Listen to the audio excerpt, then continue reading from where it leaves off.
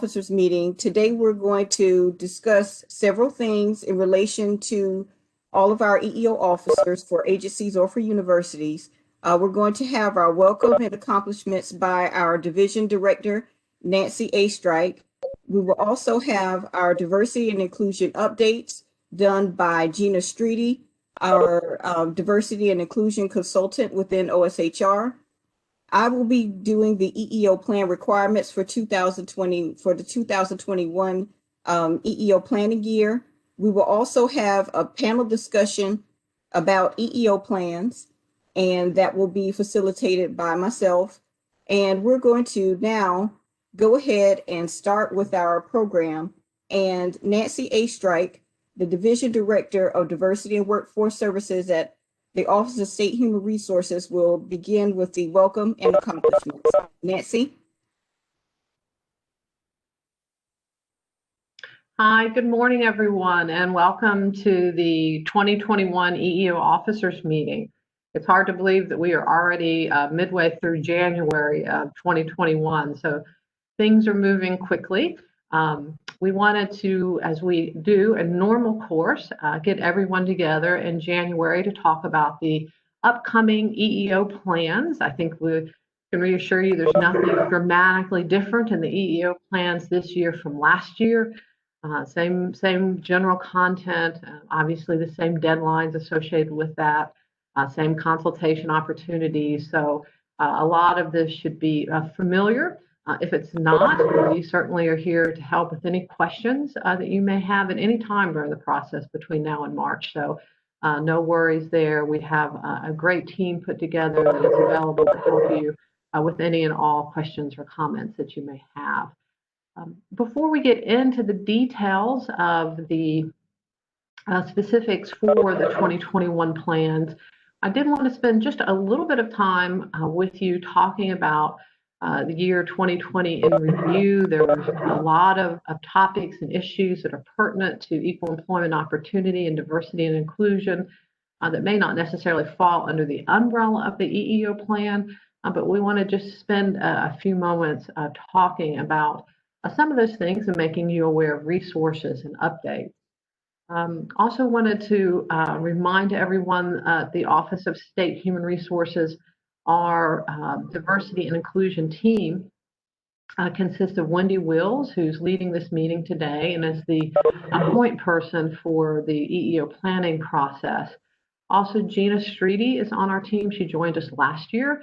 Many of you worked with her through the EEO planning process, and she will be doing a similar role this year. And then they also get quite a bit of support from Lisa Coffey on our team, who is also a great resource to help with any questions associated with the EEO plan. So that is the diversity and inclusion team on our and within our division. And hopefully everyone's familiar with all those individuals. Everybody was in place last year as well. So on the welcome and accomplishments, these are the things that we wanted to run through with you. I wanted to talk about COVID-19. That certainly has been the topic for 2020 as the state has responded to the COVID-19 pandemic, and wanted to share some resources with you that we think are very helpful, that are updated pretty regularly. So this first topic, COVID-19. So the COVID-19 issue and dealing with the pandemic has a significant overlap with the work that we do in equal employment opportunity and diversity and inclusion. Most specifically, the Americans with Disabilities Act is certainly in play as we talk about COVID-19 pandemic, and we also talk about now the new topic is vaccinations. So it's really important as EEO officers that you're aware that there is an interaction between a lot of those questions, the ADA, and also other EEO laws like Title VII associated with religious accommodation. So I'm sorry, Wendy, if we could zip back one more there, a little bit ahead of me. There you go, thank you. So it's real important that we know there's that interaction. Early on in the spring of 2020, the EEOC indicated that the COVID-19 pandemic was a direct threat because of the communicable spread of the disease. And that allowed us to do a lot of things with this medical condition that we might normally not have been able to do in the past. It opens the door to screening opportunities, temperature taking, and all kinds of other information that may have previously been considered a medical exam. It still does require an accommodation, but of course that needs to be a reasonable accommodation. And there certainly are issues with religious accommodations periodically that come up.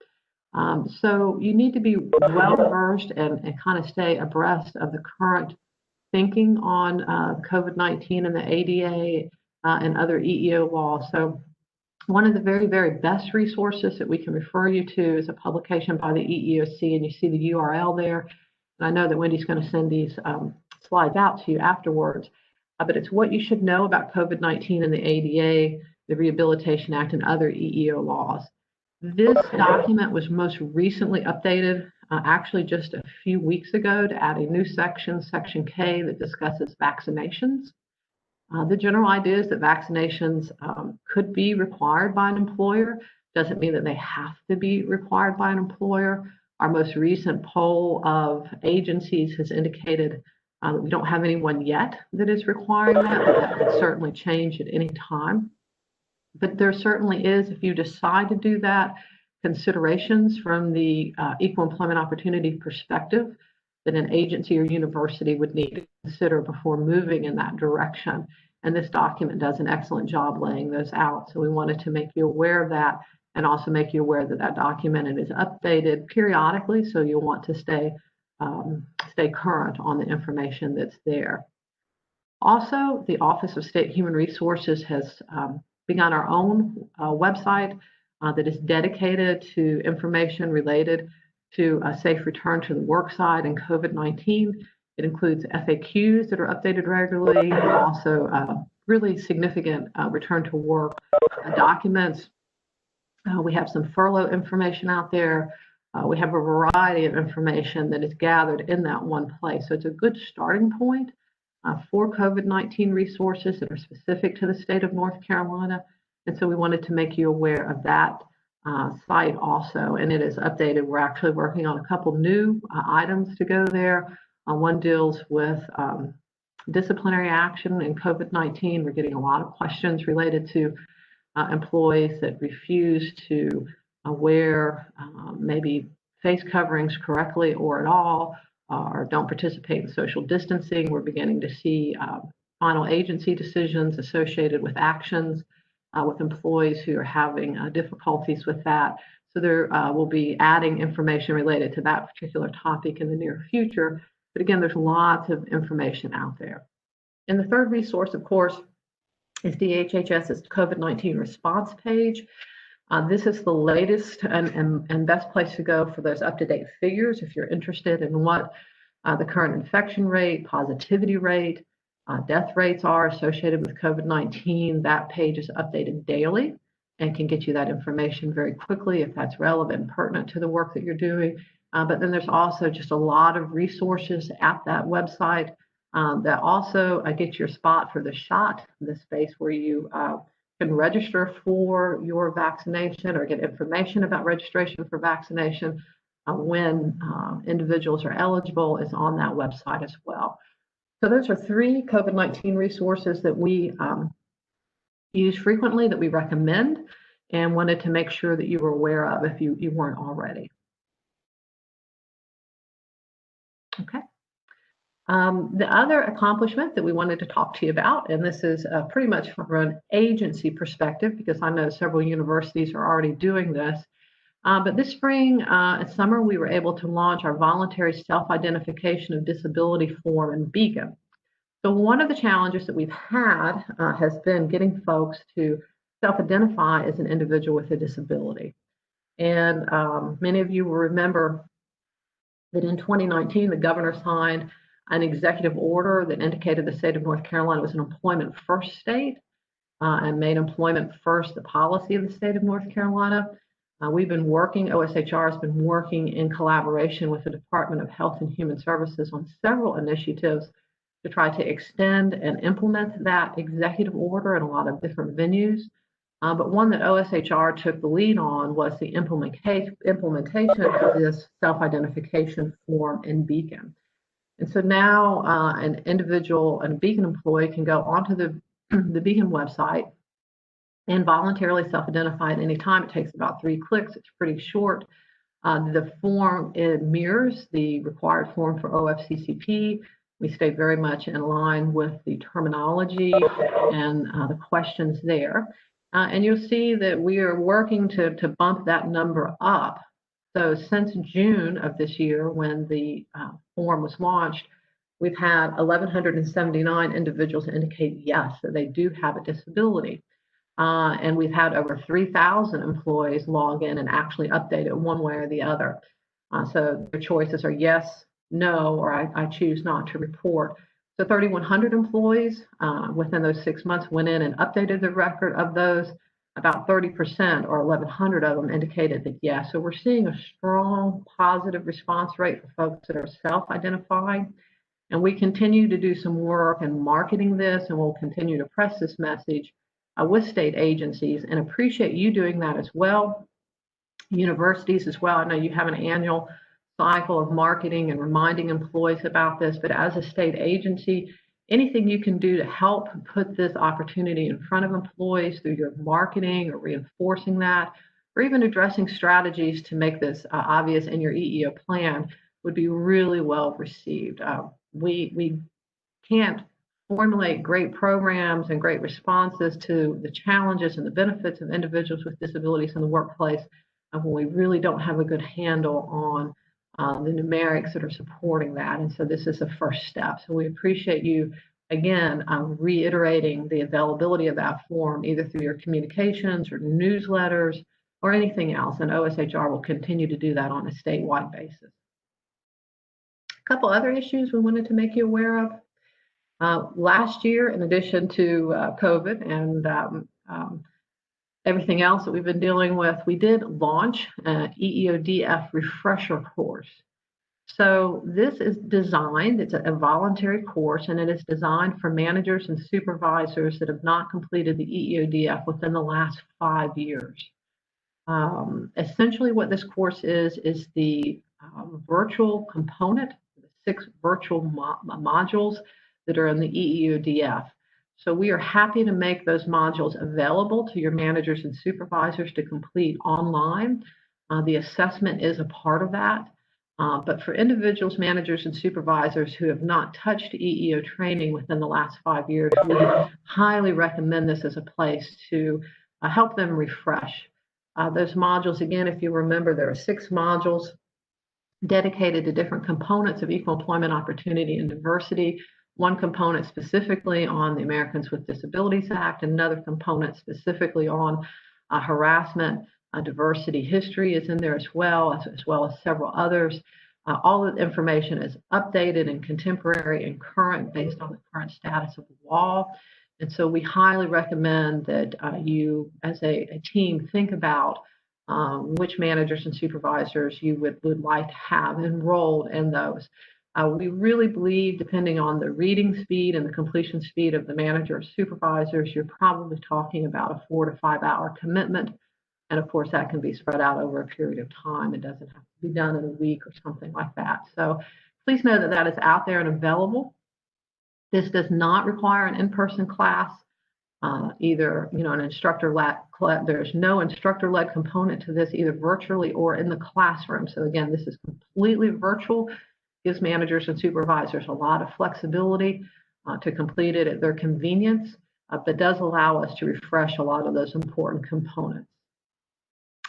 The other thing we wanted to share with you, and we talked about this quite a bit this summer, was the landmark civil rights decision that was decided by the U.S. Supreme Court in June of 2020, the Bostock decision, in which the Supreme Court held that Title VII of the Civil Rights Act does protect employees against employment discrimination because of their sexual orientation or gender identity. I know many of you had already had a prohibition against discrimination based on sexual orientation or gender identity in your EEO plans and policies.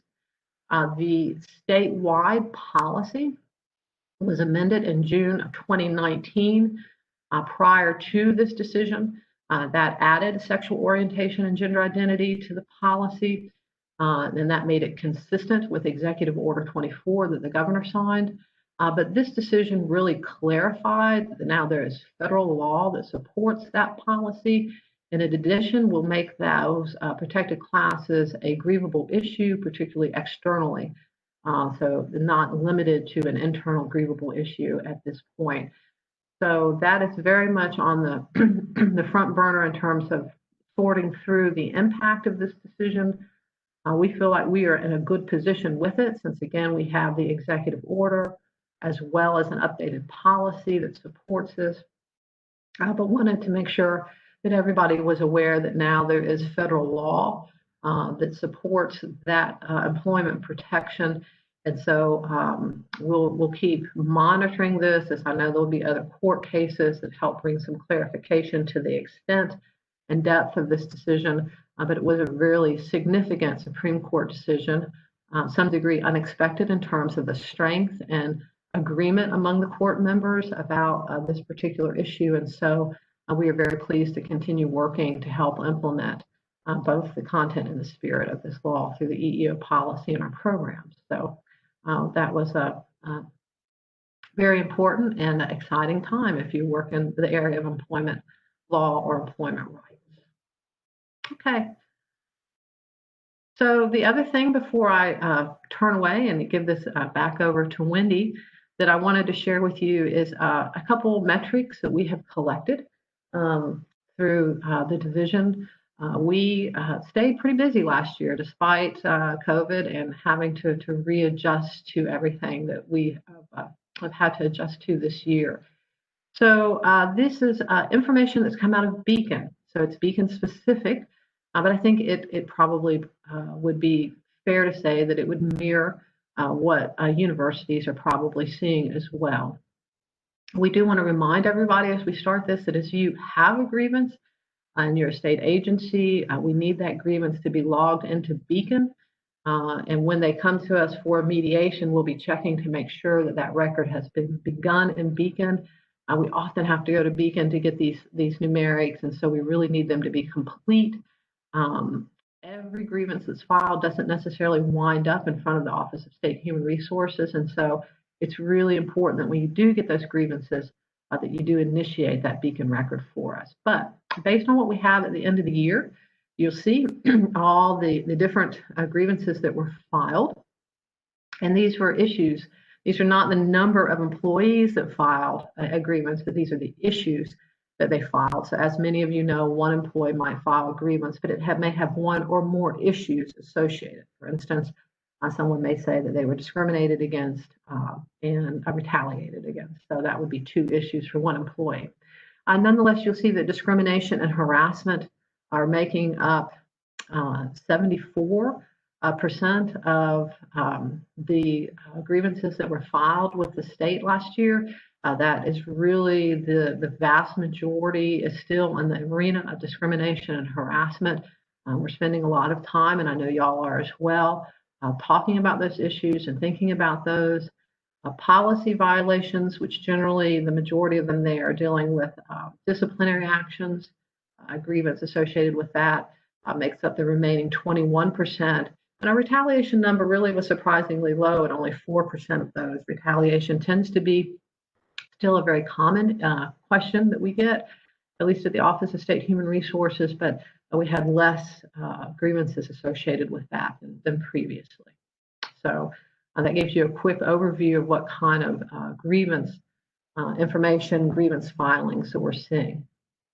As you know, once a grievance is filed, if an EEO informal inquiry is necessary, that needs to be completed before then the issue moves on to step one, which is mediation.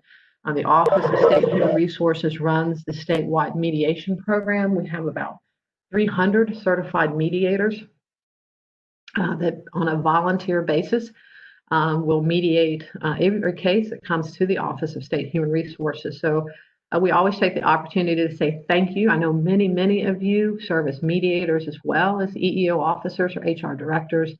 So your involvement in that program or your flexibility to allow your staff to work in the mediation program is really critically important. We're very proud of the metrics that we have here. We think this really nails down the specific positive return on investment that the mediation is showing. So our caseload last year was 155.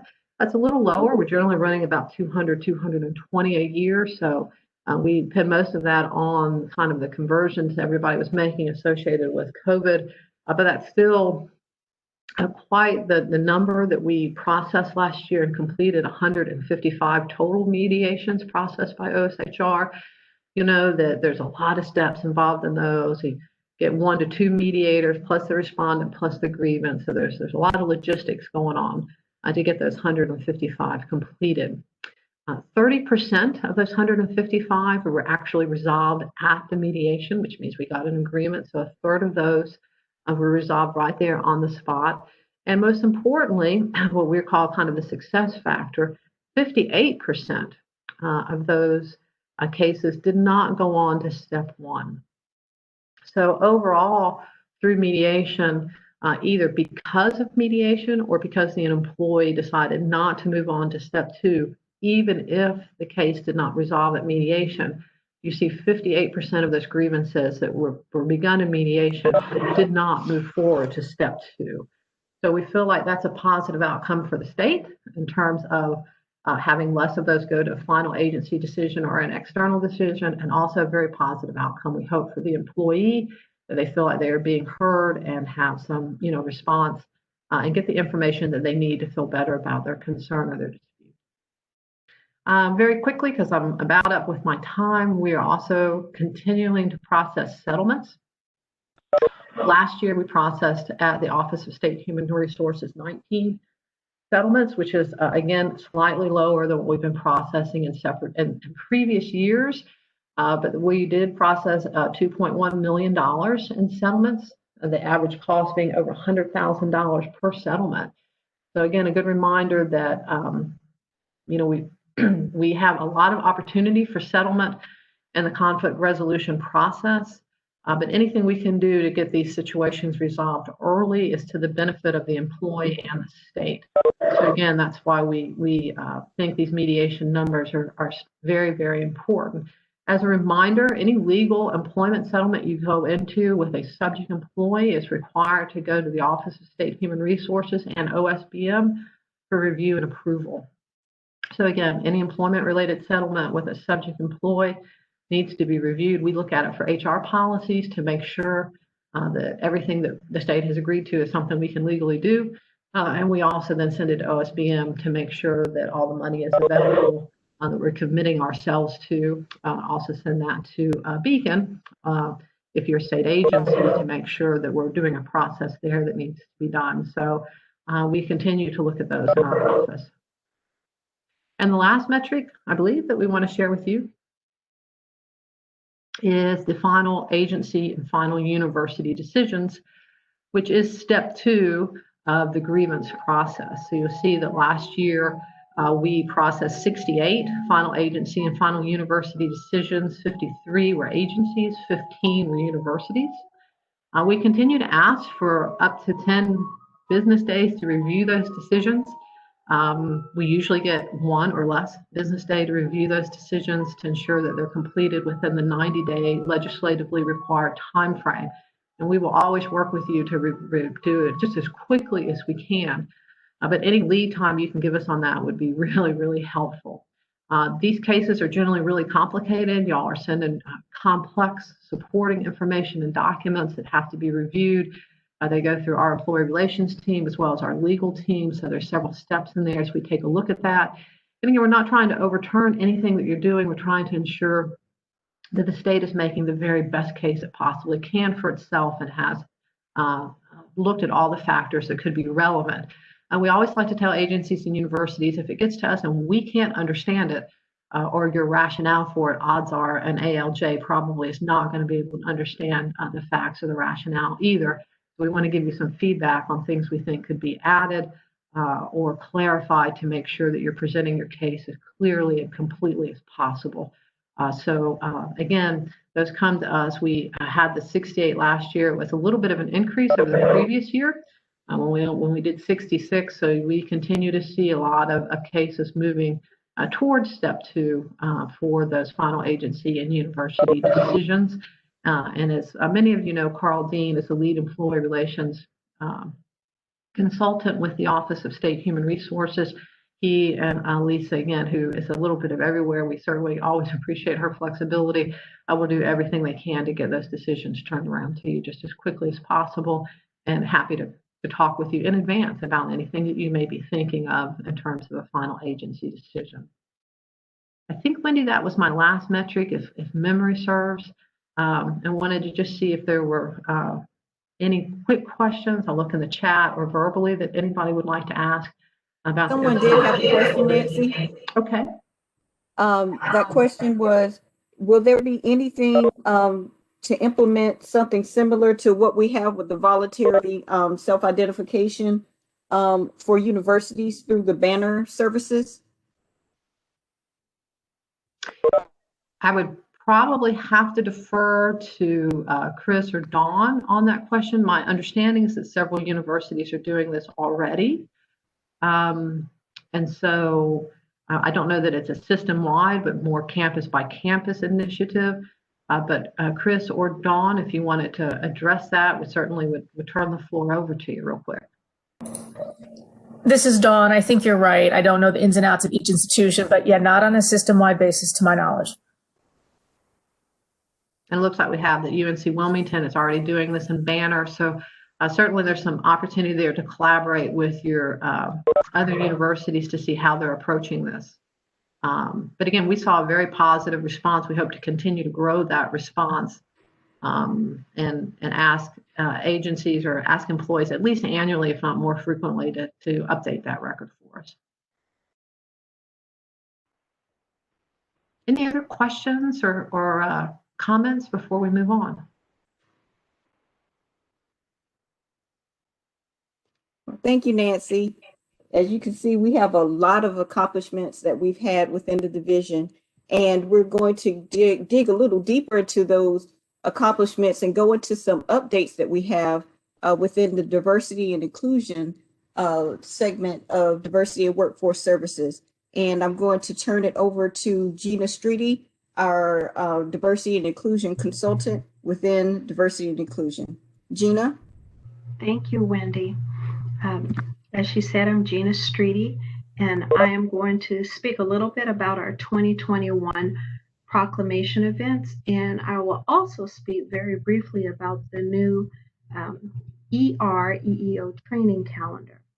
We are very pleased that OSHR will again be able to provide another full year of programming to support Governor Cooper's proclamations, which, as we know, commemorate important causes, special observances, and historic milestones. OSHR is fully committed to highlighting these proclamations and to doing so with programs and presentations that represent and enhance those proclamations in a special and significant way. And as you can see from the list that Wendy just brought up, the proclamations will commemorate several cultural and awareness observances, as well as some historic events.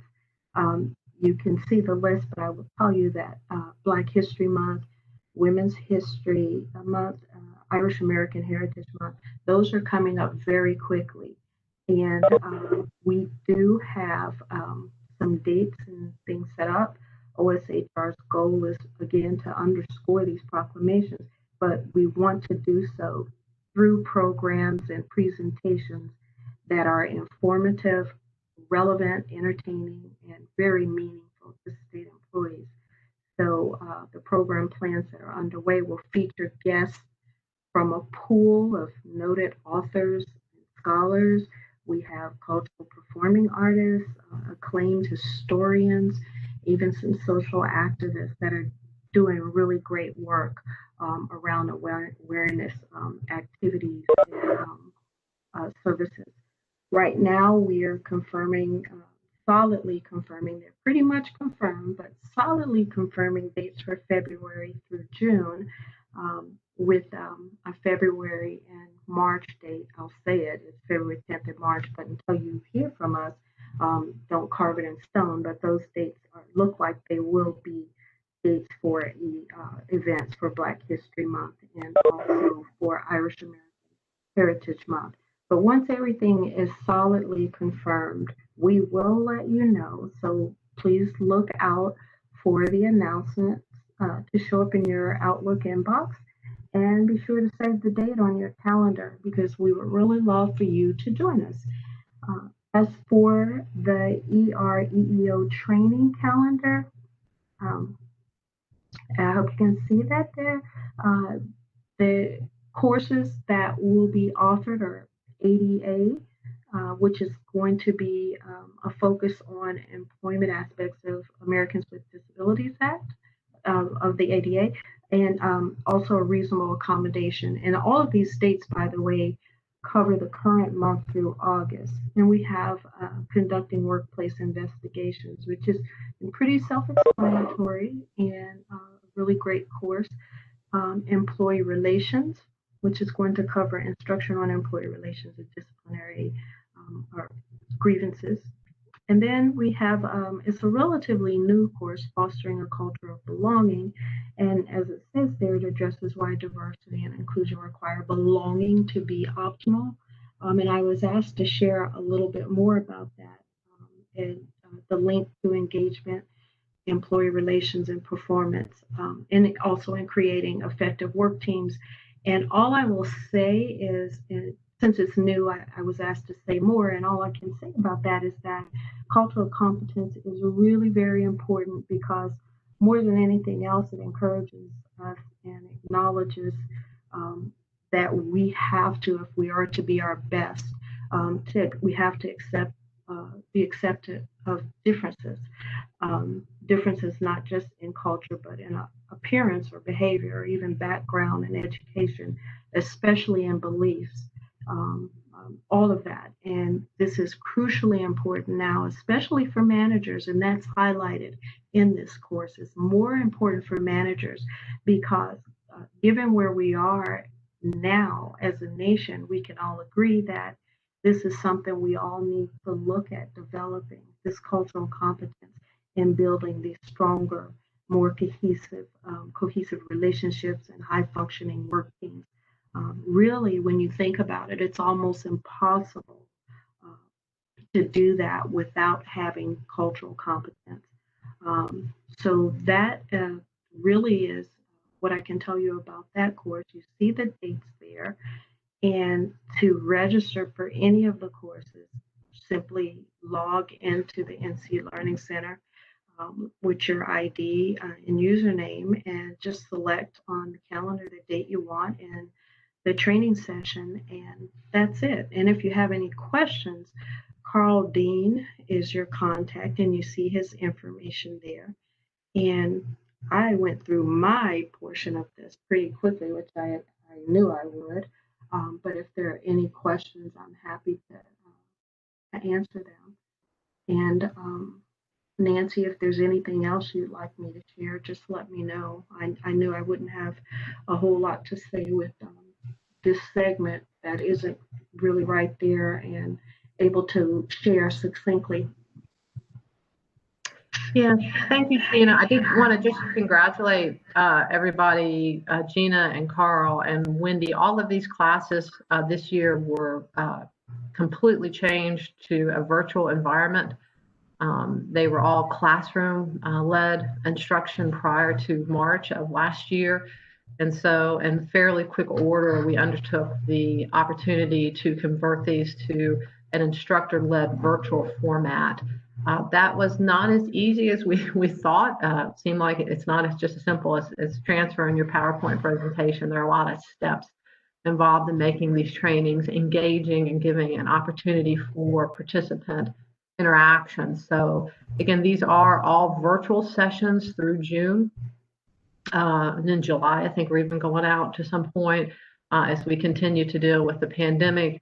We hope to get back to classroom instructor-led training when it's safe and appropriate to do so. But again, these are virtual instructor-led, but the staff has worked really hard to make them interactive while retaining the content that needs to be reviewed And because you'll see each one has been divided into 2 days for short sessions in each of those 2 days, so folks can stay hopefully interested and not be asked to be on an online training for 4 or 6 hours. So again, thanks to everybody, particularly the team at OSHR, for making that conversion very effectively and also very quickly, so we can make this training available throughout the year. And I do know Carl was working last night with the LDC to make sure that these training sessions were in the LMS and available. If they are not there this morning, just hang tight. They will be there the next day or so for registration through the LMS if you're interested in having one of these or participating in one of these trainings. Thank you. And thanks, Gina.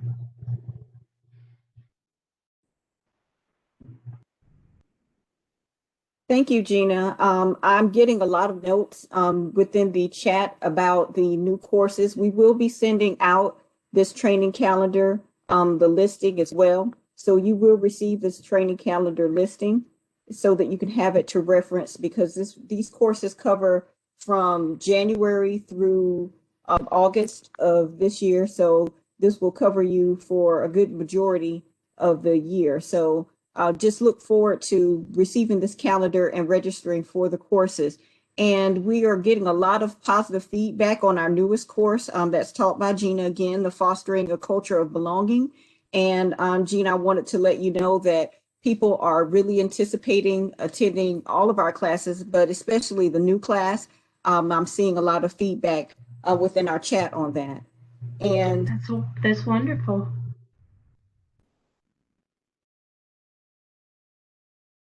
we're looking forward to the classes and everything that we have coming up for you. Again, it's been a challenge this year, well, this past year, taking everything and taking it into a virtual format. But we have done that, and all of our events will be, for the foreseeable future, will be in a virtual format. So just continue to look out from any messages from Diversity and Workforce Services concerning any of our proclamation events or our trainings. At this time, I'm going to move on to the EEO planning section. And it surprises me every year, but this year it's just blowing my mind that we are already within January of 2021, and we are looking at planning again for our EEO planning year. And first and foremost, I want to say that this year is going to be possibly a little different in how you handle everything, but administratively and as far as everything is concerned, as far as what we're asking you to submit for your EEO plans, you're not going to see a lot of changes, as Nancy said earlier. Actually, there's very few things that you will need to make sure you look at and make sure that it's been updated. But we will go through those things in just a moment. Again, EEO plans are due March the 1st of 2021, and we will make sure that you are prepared for that date. And the way that we do that is through our EEO instruction and format guide. You will receive a copy of the instruction and format guide today. Normally, after the meeting, everyone would receive a hard copy. But again, because we are doing things virtually, you will receive this via email, and you will have it to reference electronically. And if you have any questions about the format guide, the electronic format guide after today, please send me a note or send Gina a note. But you will receive the instruction to format guide after today. This instruction to format guide is basically your primary reference for getting your EEO plan done this year. And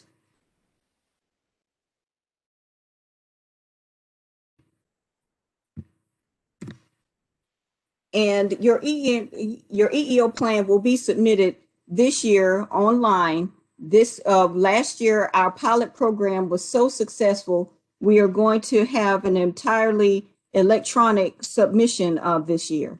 Last year, we had a pilot for the online submission, and this online submission raised our rates of completion and having our plans turned in. We had all of our plans turned in by March the 1st. It was 94%. 94% of our EEO plans were turned in by March the 1st. So the online submission has been a great success. And you can see here that the link that you will need to use is listed to your left. But when you go to this link, there are a couple of new items that you will see, and this is to assist us in helping helping us to get your plan reviewed and everything returned to you in a more timely manner.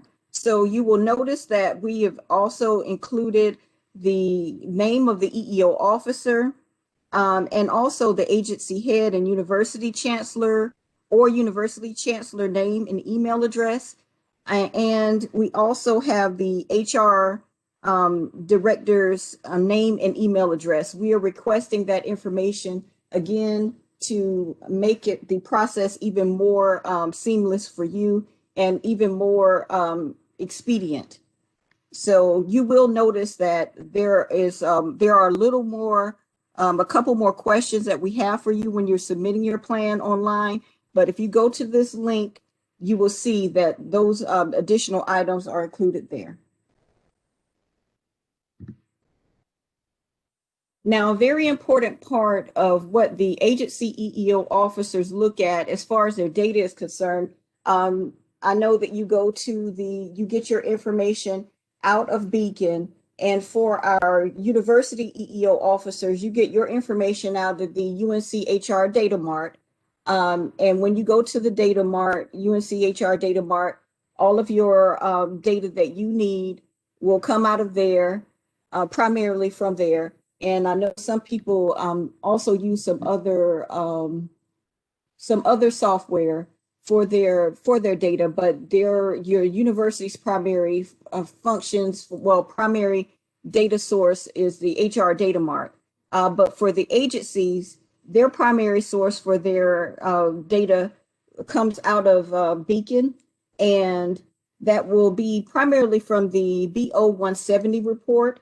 I have a screenshot here of the BO 170 report, and this report is very important because we get all of our data for the agency based off of the census, the 2010 census.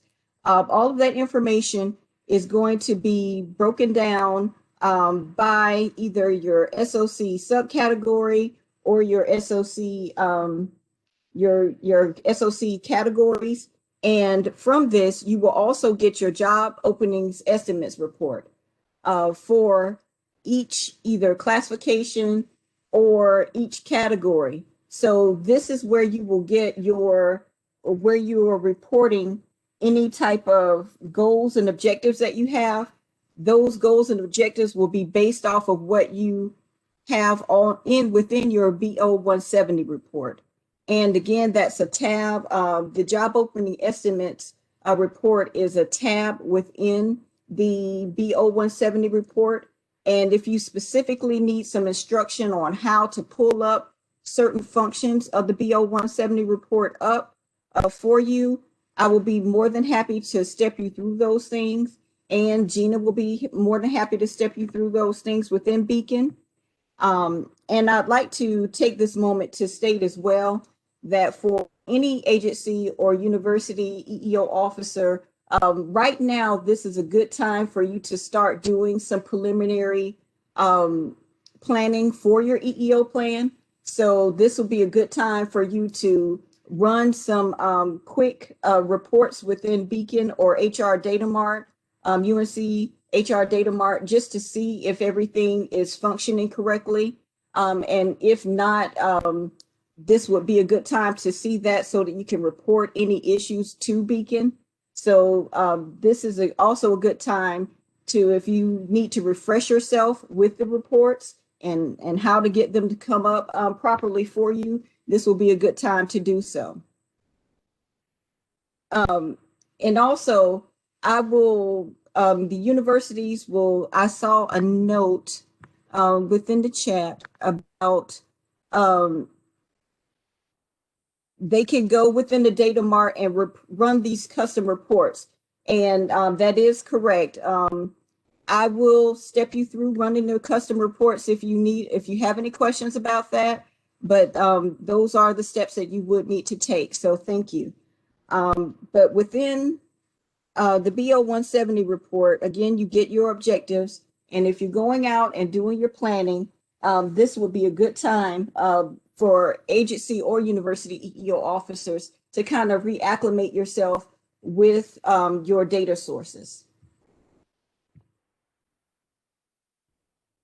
Now, before we go on as well, there are just a couple of things that you may need to pay very close attention to when it comes to your EEO plan.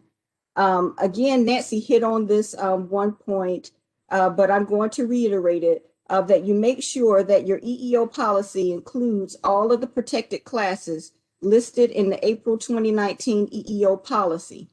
Again, this is very important that we make sure that we have all of our protected classes because again, gender identity and sexual orientation were all added into our EEO policy, but we want to again make sure that that information has been updated because again, it reflects the changes the impact from the Bostic decision, and it helps to further implement Executive Order 24 that was instilled by Governor Cooper.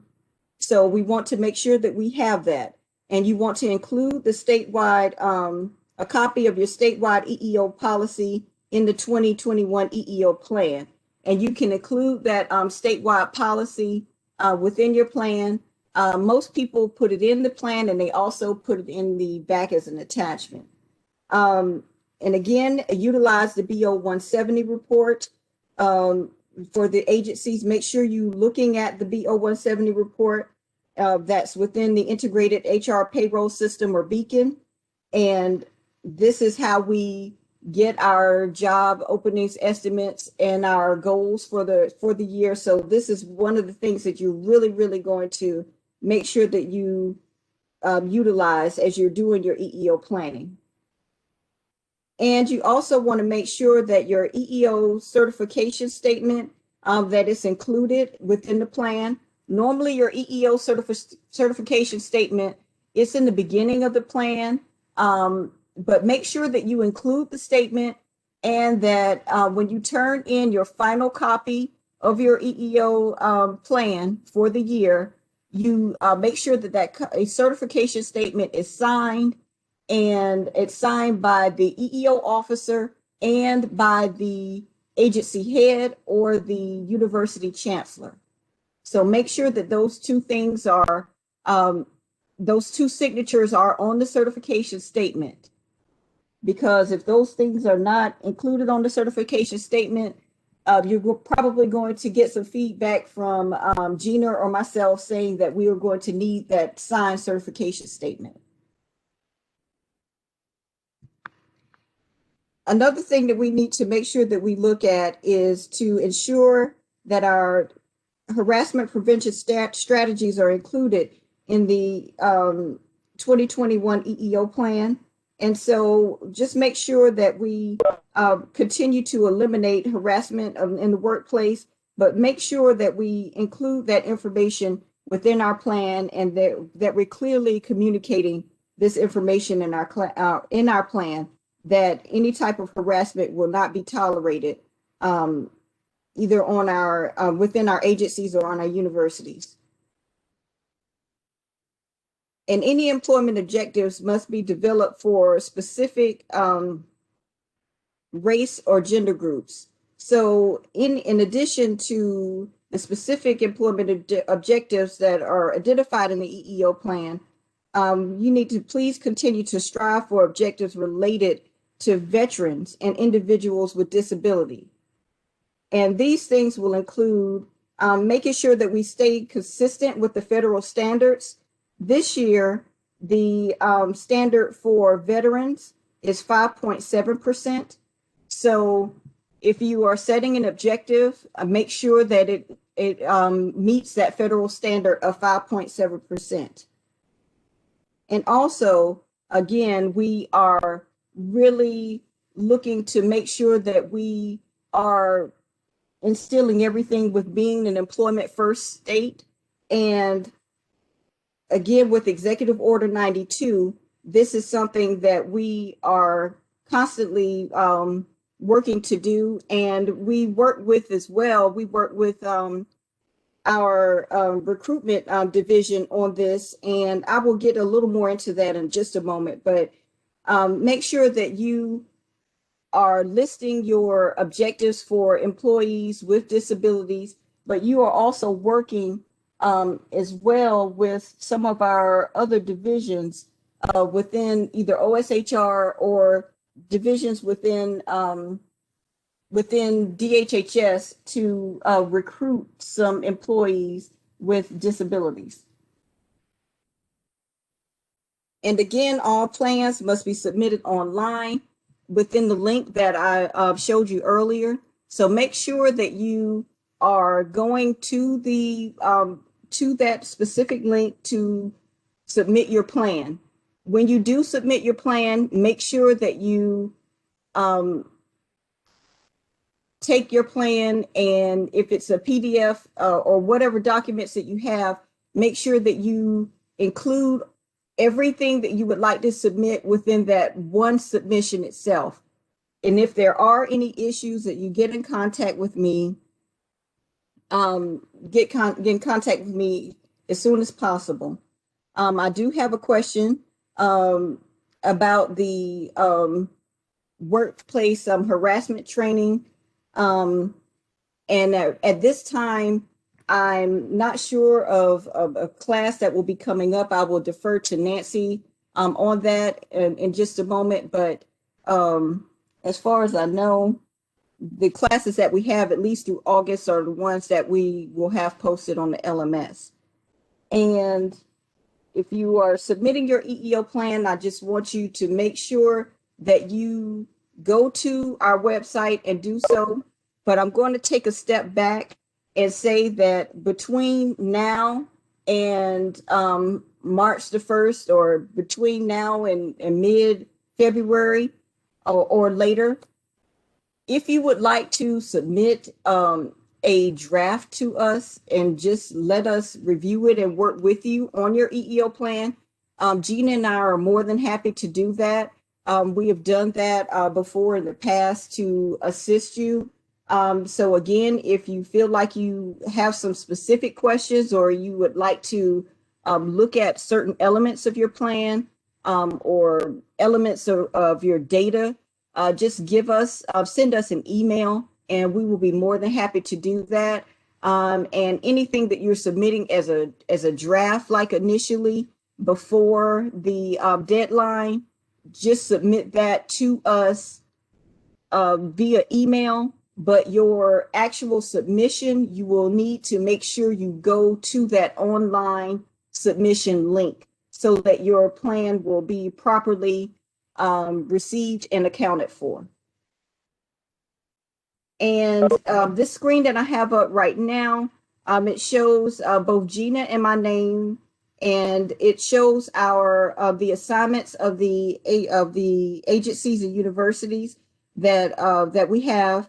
And so you can see who you are assigned to as an agency or university, and you can get in contact with either one of us. But generally, I would just say that you will just need to go and contact if you're listed for one of us to be your counselor, or excuse me, or your consultant. Please just get in contact with us, and we'll be more than happy to answer your question. But if you are assigned to Gina and you need an answer right away, feel free to reach out to me and vice versa. Are there any questions at this time?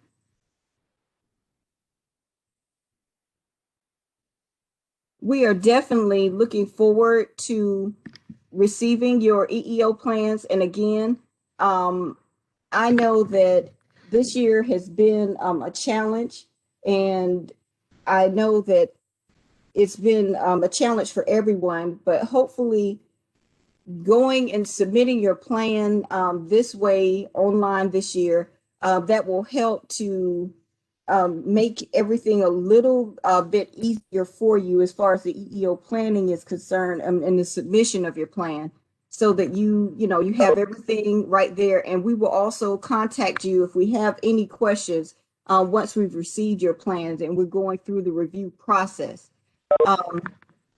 At this time, I'm going to start to prepare for the next segment of our EEO officers meeting.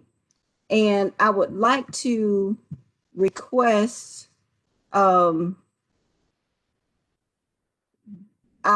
panelists, I would like to request that they go ahead and unmute their microphones. And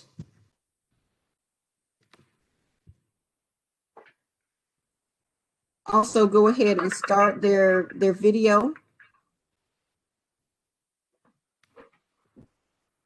This year we wanted to do something a little different as far as our EEO officers meeting was concerned.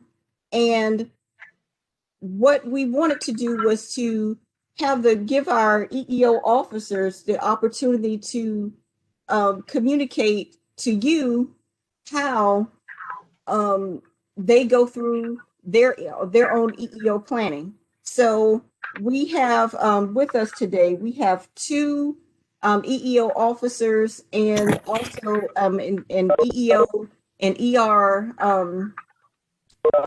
an EEO and ER employee within agriculture here to just speak with you and go over how they approach the EEO planning process. And I'm very pleased to have with me today, again, Andrea Knight. She is an EEO officer from DEQ. We also have Dawn Godwin. She is an EEO officer from agriculture. And we also have Terry Bell within agriculture. And Terry is as well, because it takes a team to get the EEO plan done.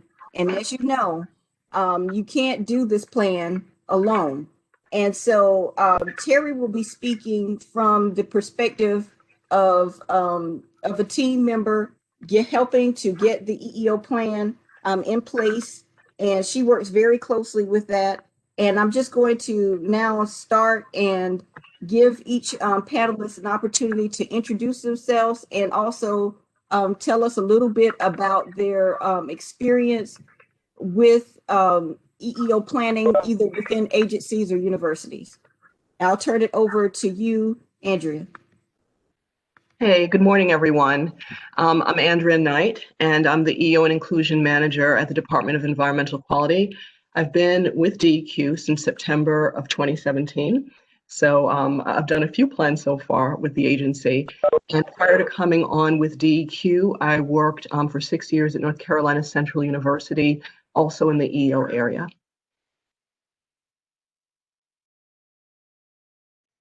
Dawn. Okay. Good morning, everybody.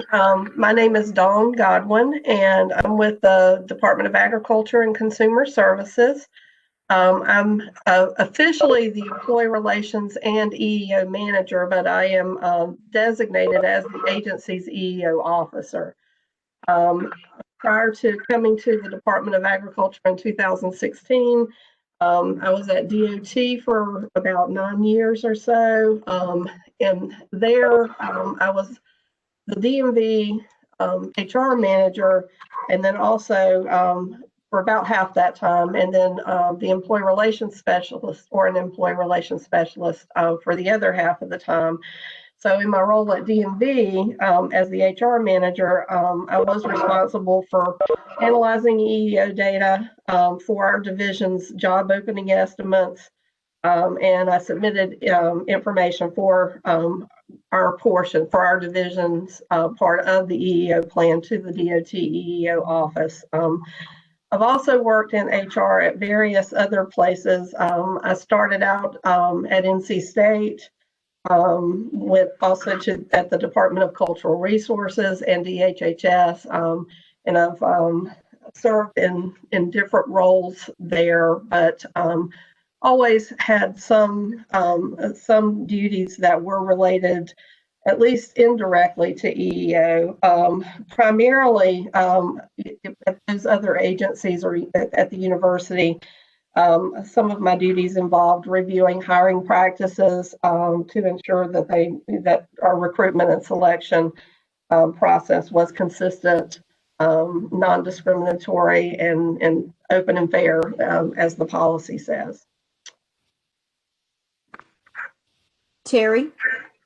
Good morning, everyone. I'm Terry Bell. I have been employed with the state now for almost 20 years, and my work with EEO for a good time involved the training component. I'm an Eeodf certified facilitator, but in the employee relations and EEO management for 3 years, I was the performance, employee relations, and training manager for the Department of Commerce, and responsible for compiling the EEO plan there. And for nearly 2 years now, I've been in the employee relations and EEO consultant role with the Department of Agriculture.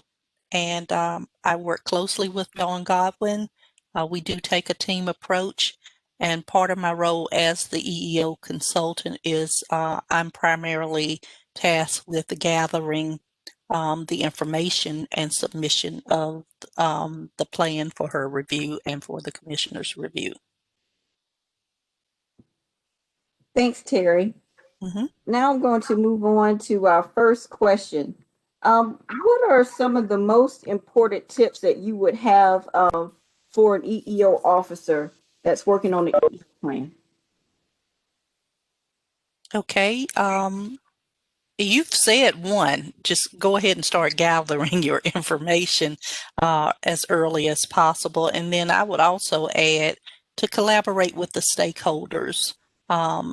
You said it very clearly. We cannot do this plan alone. For it to live and breathe, it has to be something that has input from the managers, from even our recruiters. We're all involved, taking a team approach to gather the information, compiling it, and just collaborating. I would second that. That's since Terry and I work together, that's what we are trying to establish at the Department of Agriculture is a collaborative approach. And I think that, for me at least, that approach comes from my experience as an HR manager as well as an employee relations specialist. Those are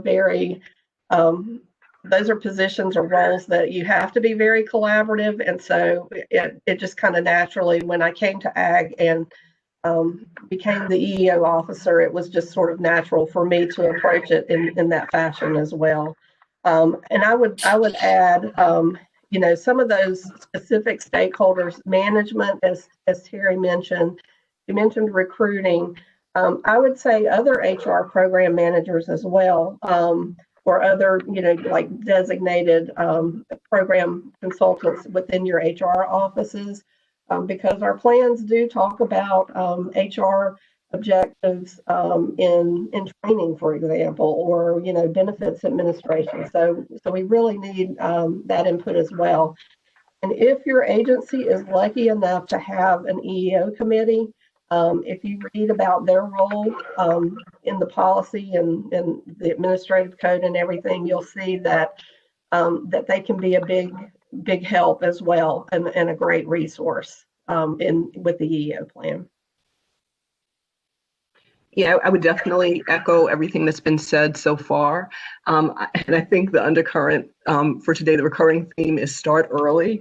And we see that the calendar is flying as it always does. I still can't believe we're in the middle of January. But I do think the most important tip is really starting early. And, and that's for a couple of reasons. We all know we have to get that signature from our leadership in order to submit the plan. And, if your agencies are like mine, that our agency heads, our directors, et cetera, are very busy. So it's often difficult to have that crunch time if we wait until the last minute to try to secure those signatures. So start early to definitely get the signature, but also to start early so that leadership has time to read the plan. I've been really fortunate at DEQ in that our leadership is very engaged. And they read the plan. Our secretary, our deputy secretary, our assistant secretary, they really read the information that goes into the plan. And they often ask questions before I submit it. And I think that helps with the overall agency buy-in in terms of what the importance is regarding our plan. And so, it's just helpful to do it early to allow that process. And also, too, in doing it early, you can really highlight the agency achievements that you want to highlight. And, as busy as we are, sometimes it really takes time to really go back and think, what did we accomplish this year? And, how do we want to communicate that? So, again, I agree. I think that the most important tip is just getting started as early as you can. And I know it's not easy. Thank you, Andrea. Now, I'm kind of going to go segue into this next question with knowing that a lot of times we have, especially after an election, we have a lot of turnover, and sometimes we have new EEO officers as they go to different agencies or universities. And a lot of these EEO officers, sometimes they have experience, but they may be new within the agency or the university. So is there any advice that you would have for a new EEO officer? Yes. Going back to a phrase we use in training, quickly establishing the with them, what's in it for them, you know. Everybody has the question of, we're all so busy and time is limited. So when you're requesting people to collaborate, when you're requesting information, when you're requesting a meeting, make sure people understand that what we do in HR, specifically in EEO, is supportive. We are there to not just get a plan done so I can mark off a goal or an objective on my work plan, but to also assist them in meeting the workforce needs and establishing goals for their section that will help them meet their mission, make them, not have concerns or worries. So just, kind of educate them on, why it's important for them and what they can benefit from their participation in, helping the new person out. And some things you actually learn together. And so that will be very rewarding, I think, when you can establish that relationship. It's mutually beneficial, and you'll be more comfortable in your role and how you can actually support your management staff. Definitely agree with everything Terry just said. But to kind of piggyback on one of my major themes of collaboration, I would say just become familiar with your agency, how it's organized. Who are our key managers. Develop relationships with these folks so that the collaboration. When you get ready to start your EEO planning and all the collaboration, the relationships there, so the collaboration with them is effective. Yeah, definitely. And I'll say again, I think reviewing the plan with leadership is very important. Leadership sets the tone for the whole agency. If they consider the plan to be important and the objectives to be important, that does trickle down. And again, I've just been very fortunate because our leadership is extremely engaged. But when I arrived at DEQ, my manager at the time, I think she did a very wise thing. She set up a meeting for the both of us to meet with leadership before I submitted the plan the first time to make them aware of what some of our deficiencies were, and also to kind of get their buy-in for us establishing our diversity inclusion committee. And that turned out to be a very good thing because we've had continued support with that.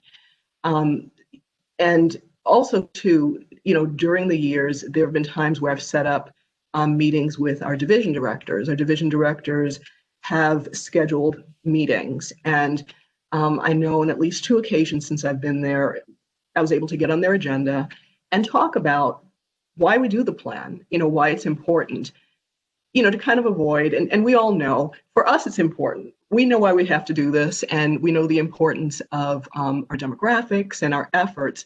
But, for a lot of people in our agencies, we're just the people that run these numbers and talk to them before this report is due, and they don't really understand, the importance of it.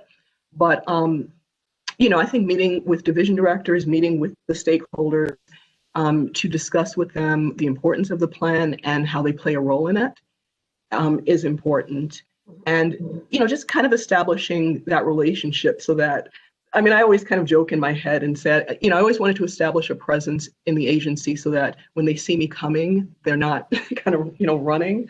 So again, just trying to establish that relationship and those connections so that, you get that collaboration, and it's not just, getting the signature or, people hearing about the plan in terms of where the underrepresentation is and where they're falling short. But, to establish that relationship and collaboration so that it's ongoing throughout the year.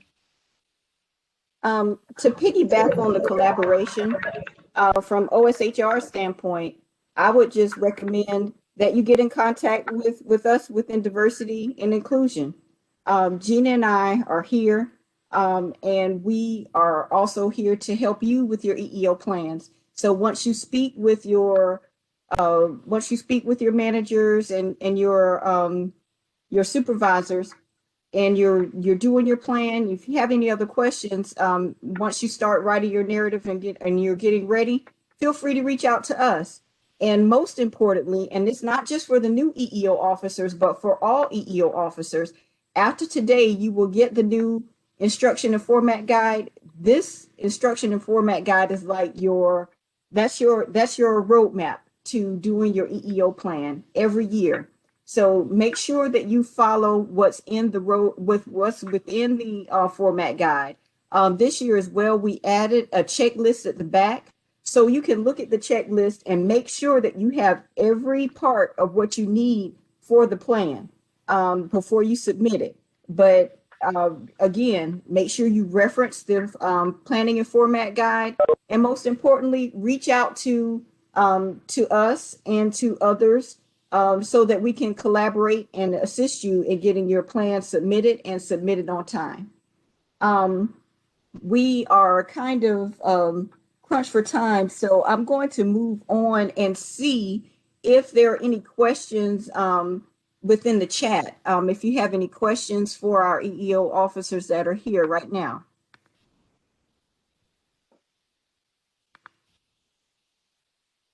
And I would like to say, while we're waiting on any questions, what's the biggest challenge that you may have faced while you're doing your EEO planning? The biggest challenge I've faced is probably just juggling other job duties. A lot of us wear many hats. And so that's one big challenge of just go ahead and putting the structure in place to schedule my time so that I can make my deadline. I work to deadlines. So just putting that structure in place to make sure I do everything I can so it's not stressful. Okay. I would say that when I first came to AG in 2016 and, was the EEO officer, it was not like before in some of my other roles where that was I just had to do a certain task or whatever for the EEO plan and then submit it to the EEO officer for our agency. This was where I felt responsible for it because I was the EEO officer. At that time, I was a one-person show. I was employee relations and EEO. And what Terry just said, that was a huge challenge because I was trying to put together an EEO plan, but also I was putting out all the mini fires that, the employee relations function kind of brings into my office, taking all the calls and consultations for that. At that time, Tony Stuckey was our deputy HR director, and I reported to her. She was very helpful. She assisted me with the plan that first year. Also, she did some the second year, but she left kind of like right there as we were starting it. So that was good, but she definitely had other responsibilities as well. She did start our meetings, and we have meetings with our division directors because of the way that we're organized. That's our best way to sort of have those conversations. So we try to plan meetings with them. Our meetings at that time were very, very limited. It was just basically directed at trying to go over the job opening estimates, get the numbers so that we could put them into the plan. When a couple of years ago, I was lucky enough to get another position. Terry came on board, so I became we became a two-person show.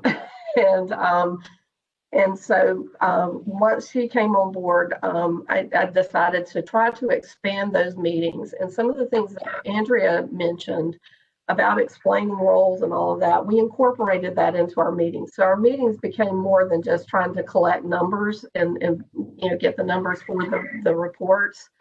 And it really became a way to just talk to them, let them know what their role is, what other people's roles are in the EEO planning process.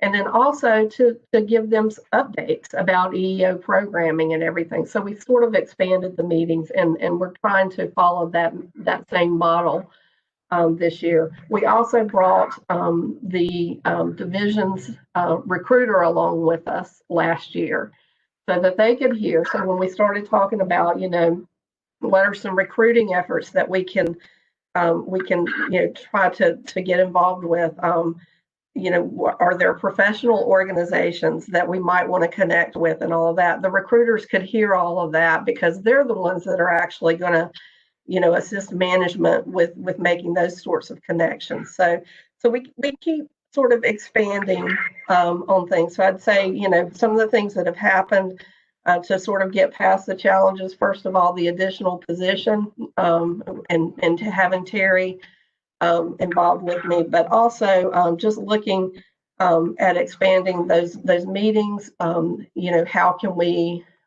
get out there more? How can we make these conversations just part of the fabric of our agency? Is just I think you've got to really work towards getting all of the just diversity and inclusion in general as part of the fabric of your agency, of your organization. So that's what we're trying to work toward, is just opening up all sorts of avenues to have those kinds of conversations so we can do our plans and then not just put them on a shelf. We will to have them sort of alive and breathing documents that we're constantly, going over, looking at, reviewing, seeing how we're doing throughout the whole year until the next year. So I didn't know if we were if I had time.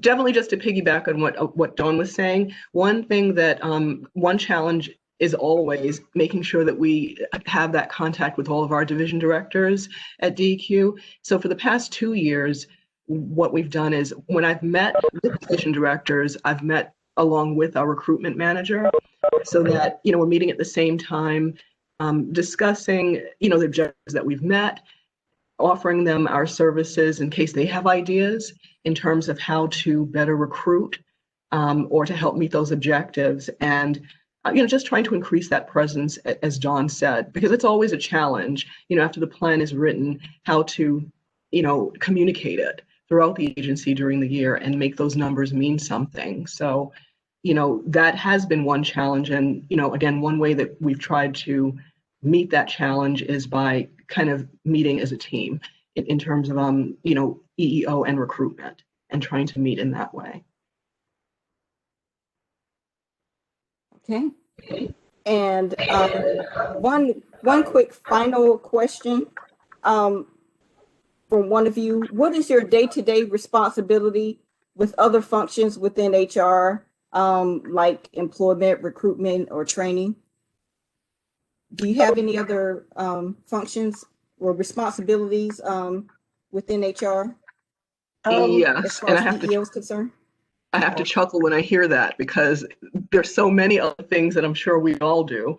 I certainly handle complaints that are EEO related. If there are any complaints that come into our department that, potentially could deal with one of our EEO policies, I'm handling that. Also, that term cultural competency has come up frequently throughout the morning. And I always remember that was like one of my favorite lines in the job description when I read and I applied for the job. But because, my role is to increase cultural competency in the organization. So I do head up our diversity and inclusion committee, and I do head up diversity and programming efforts for the agency. I'm really fortunate to be able to work in concert much of the time with our environmental education program that also, has different programs throughout the year. So I try in terms of increasing that presence, in increasing that cultural competency to also institute and develop programs and initiatives for the agency throughout the year, to develop that presence. And I think that's almost enough because that takes up so much time between, handling complaints and doing the programming and the plan and that aspect of it. So yeah, those are the other responsibilities that I have within my role. Mine are very, very diverse, and they're not always just related to diversity, inclusion, and all of that. And Terry can attest to this as well. As I said earlier, I do have the, serve as the primary consultant for employee relations. So that can mean anything and everything. And it's kind of good in a way to have employee relations EEO sort of side by side, because a lot of times when you're talking with employees, they'll say something and then you're like, oh, okay, this might be an EEO issue. So they do go hand in hand. But I also have some other things that are just sort of crazy in my view. I manage our drug and alcohol testing program for our CDL holders. So I have this, this thing that's kind of, I feel like sort of totally unrelated. We did recently, and Terry's been very involved in this. We did recently implement a process by which we could do the EEO review of all the hiring packages, because that is something that is required I think in the administrative code, that we should be making those reviews and making sure that that our recruitment selection hiring process, that the selected candidates are you're looking at that from the EEO perspective. We've had some conversations with our HR director recently, and I think she wants us to look at the justifications that are provided in a broader way. She wants us to also look just for general sort of defensibility of the hires as well. So we're kind of getting involved in that, you know, along with our recruiting section. They're looking at this as well. So Well, I would like to say that I really appreciate this conversation that we had, and to for each one of you, I just really appreciate all the information that you've given out today and the advice that you've given out today. Number one, take this instruction and format guide that you're going to get and use that to create your document, but let that be a living and breathing document to implement your EEO plan and to implement those objectives that you have. Again, collaboration is going to be key with everything.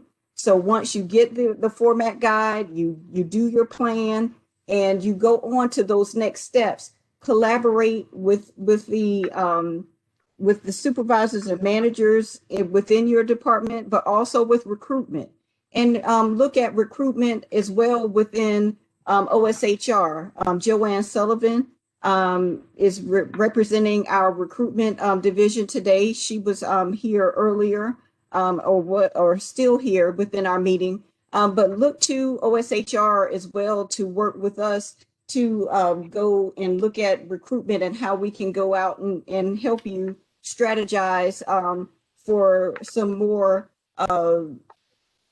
recruitment and retention efforts. So those things those are some of the things I would recommend as well, is just working with recruitment within OSHR. And again, take the documents that we have that we're going to give to you today to do your 2021 EEO plan, and take those things to make this plan that you have something that's going to be a living document and not something that just sits on the shelf. Because we do, as your consultants, we read these plans and we look at and compare it between the past few years to see, you know, how you're going about achieving your objectives. And so again, just look at it and look at how you're going to continue to progress as an agency or as a university. At this time, I'm going to turn it over to Nancy. Thank you, everyone on the panel as well. Yeah, I wanted to reiterate that. Thank you, Andrea and Dawn and Terry. It was great to hear y'all discuss your experiences with implementing EEO plans. So thanks for taking the time to share with us today. And unless you all have any other questions, I know Wendy got some directly to her. I don't see any other in the main chat. We will say that we're right on time at 11 o'clock. As per usual, we are here to help with any questions or concerns you might have about the EEO plans, as well as training opportunities or anything else that comes up. We want to work in collaboration with each agency and university to move the objectives of diversity and inclusion and equal employment opportunities forward. So anything we can do to collaborate with you and partner with you, please let us know. Any last questions or comments? Nancy, I did want to let everyone know that Christine Semick within recruitment will be available, and also Cassia and Joanne. I received that information from Talent and Acquisition and Recruitment Division. That's great. We do have a very strong recruitment and selection team at OSHR, and so if you want to collaborate with us and talk about recruiting opportunities, that is an integral part of EEO planning, and we'd be happy to do that with you. Thank you. Okay, thanks everyone. Have a good rest of your week.